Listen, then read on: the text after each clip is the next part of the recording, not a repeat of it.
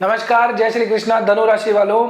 आज मैं आपके लिए आने वाले सप्ताह की राशिफल ही नहीं लेके आया हूं, बल्कि इस सप्ताह के अंत में महाशिवरात्रि पड़ रही है।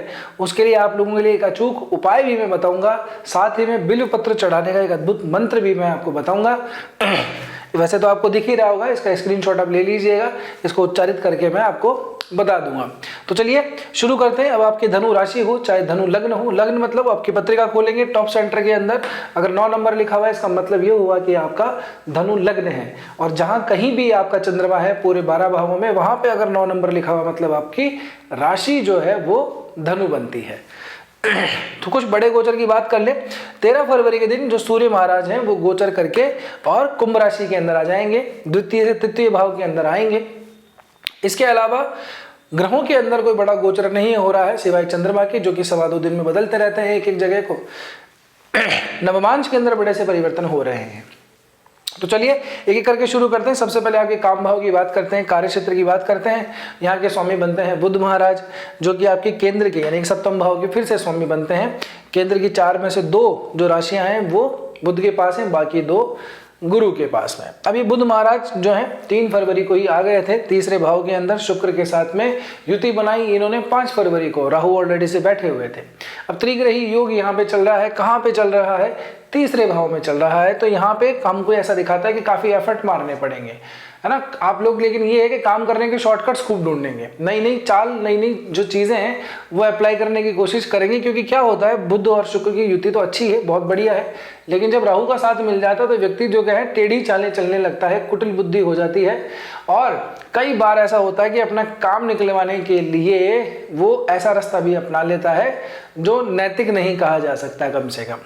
तो आप लोगों के लिए कार्य क्षेत्र के और उसके लाभ क्षेत्र के जो स्वामी हैं वो शुक्र और बुध ही बनते हैं, जिनकी युति तीसरे भाव में। मतलब आपकी मेहनत, आपको पराक्रम, परिश्रम तो करना होगा, लेकिन आप शॉर्टकट जरूर अपनाएंगे।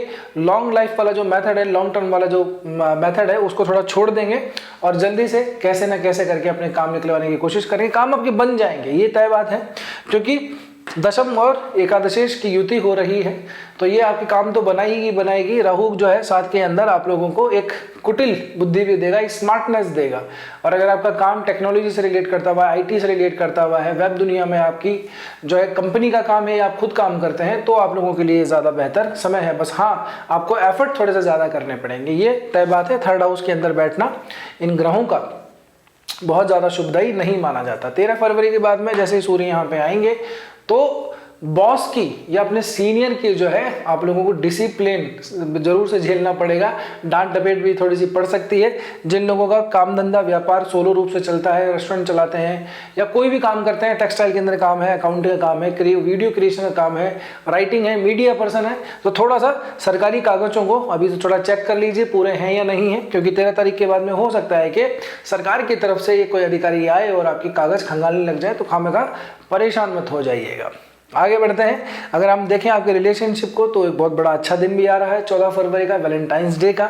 यहाँ का स्वामी मंगल बनता है, जो कि उच्च अवस्था के अंदर चल रहा है भाई साहब, ठीक है।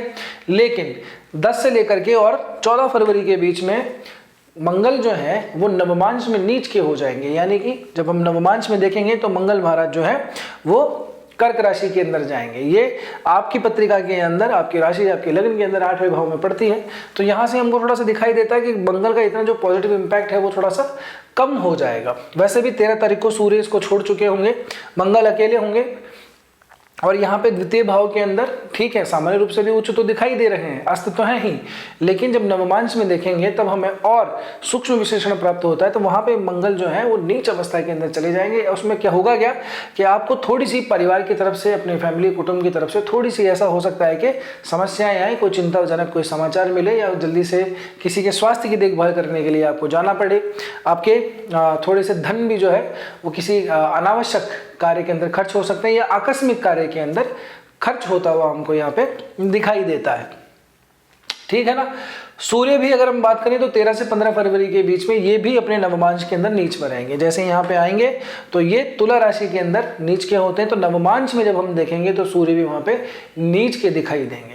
तो 13 से लेकर के और अमूमन 15 फरवरी के बीच में तो ये 13 और 14 स्पेशली 2 दिन तो ये हैं जहाँ पे सूर्य मंगल दोनों ही नीच के हो रखे हैं। अब एक और खबर सुन लीजिए। चंद्रमा जो कि आपकी लग्न पत्रिका के लिए 8वें भाव के स्वामी बनते हैं, ये भी 10 से लेकर के और 12 इन 3 दिनों के लिए नीच अवस्था में रहेंगे आपके 12वें भाव में। तो यहाँ से कोई आकस्मिक यात्रा हमको दिखाई दे सकती है और अचानक से खर्चा आपका कोई आ सकता है, आकस्मिक व्यय आपका हो सकता है। अगर ऐसे कोई अनावश्यक यात्रा हो तो उसको जरूर से टाल दीजिएगा, आपके लिए बिल्कुल भी वो प्रॉफिटेबल हमको दिखाई नहीं दे रही, लाभदायी नहीं होगी, आपका मन नहीं करेगा, लेकिन तो ज़बरदस्ती भी जाना पड़ सकता है। तो अगर टाला जा सके तो टाल लीजिएगा इस समय पे। 10 से लेकर के 12, 10, 11, 12 ये 3 दिन है, यहाँ पे अनावश्यक यात्रा करने से आप लोगों को बचना चाहिए, फालतू का ट्रैवल करने से बचना चाहिए, फालतू के खर्चे करने से आप लोगों को बचना चाहिए। बात करें आप लोगों के लिए संपत्ति वगैरह की, तो देखिए संपत्ति भाव का स्वामी शनि बनता है, ठीक है ना। शनि कहाँ बैठा है? 4थे भाव में, संपत्ति के भाव में ही बैठा है ना, असेट्स वगैरह के भाव में बैठा है। अब यहाँ पे अगर आप देखेंगे तो राहु और केतु ये जो दोनों ग्रह हैं ये भी वर्गोत्तमी होकर बैठे हुए हैं। वर्गोत्तमी का अर्थ ये हुआ कि जब नवमांश में देखेंगे तो राहु केतु सिंह राशि में मिलेंगे, कुंभ और सिंह के अंदर, ठीक है ना। अब शनि को अगर हम देखते हैं तो सिंह नवमांश में ये भी गया हुआ है। ये अपने जब शनि के नक्षत्र गोचर में जो वीडियो बनाया था तो आप लोगों को याद होगा, हमने डिटेल में इसके ऊपर डिस्कस किया था। अभी तक भी नहीं देखी तो देख लीजिए, मई तक का शनि का पूरा जो भी इम्पैक्ट है वो बताया गया है, स्पेशली आपकी राशि वालों के लिए भी बताया हुआ है। शनि जाएंगे कहाँ पे?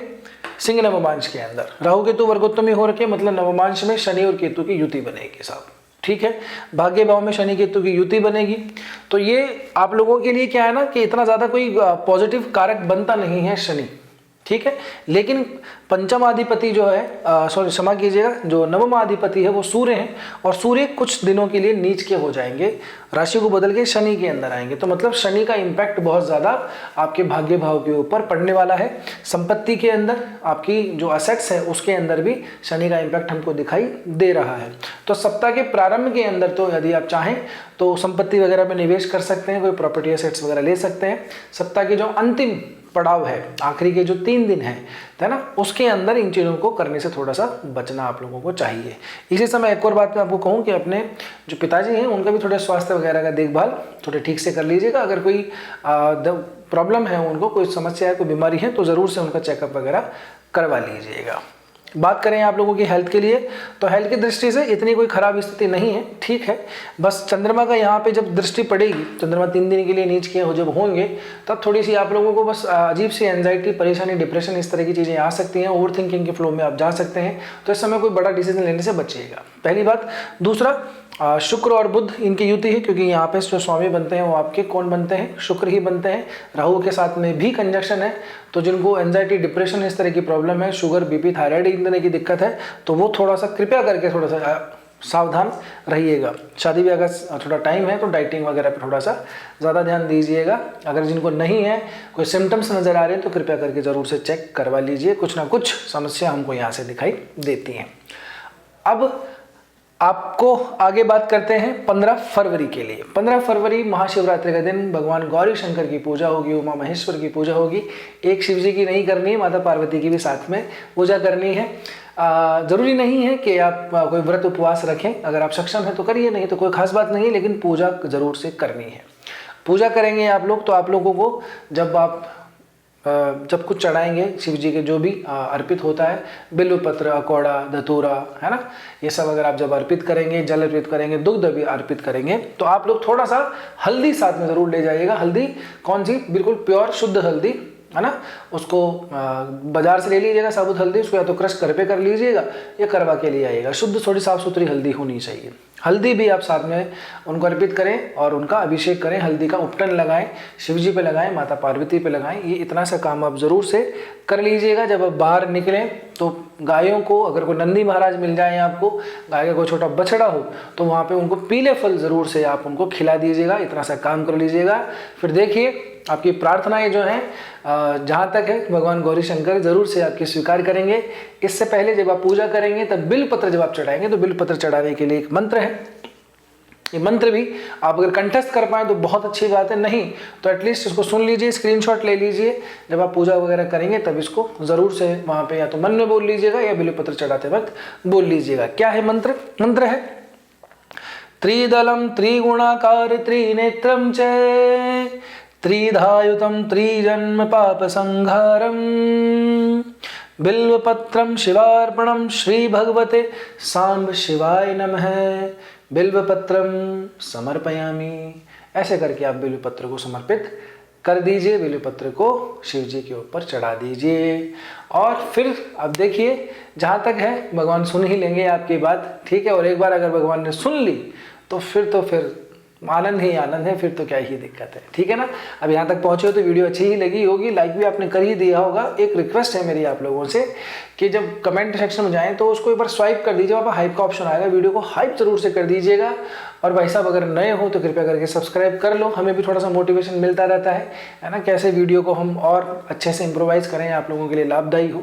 कोई डराने वराने वाली बात तो अपने यहाँ पे होती नहीं है, कोई भी अगर सावधानी वाली बात है तो ज़रूर कहनी भी चाहिए, है ना। अगर 100 में से एक आदमी भी अगर उसको फॉलो कर लिया, अगर किसी बड़ी घटना से बच पाया, तो हम समझेंगे कि हमारा जो मोटिव है वो सक्सेसफुल हो गया। बाकी अगर आपकी कोई समस्या है और उसका अगर एस्ट्रोलॉजिकल सॉल्यूशन जानना चाहते हैं तो आप संपर्क सूत्र दिए हुए हैं, है ना, वेबसाइट का एड्रेस है, व्हाट्सएप पे आप कहीं से भी जाकर के अपॉइंटमेंट अपना बुक कर सकते हैं, ठीक है। तो बस आज की वीडियो में इतना ही, मिलते हैं अगले वीडियो में। तब तक के लिए स्वस्थ रहिए, मस्त रहिए, अपना और अपनों का ध्यान रखिए।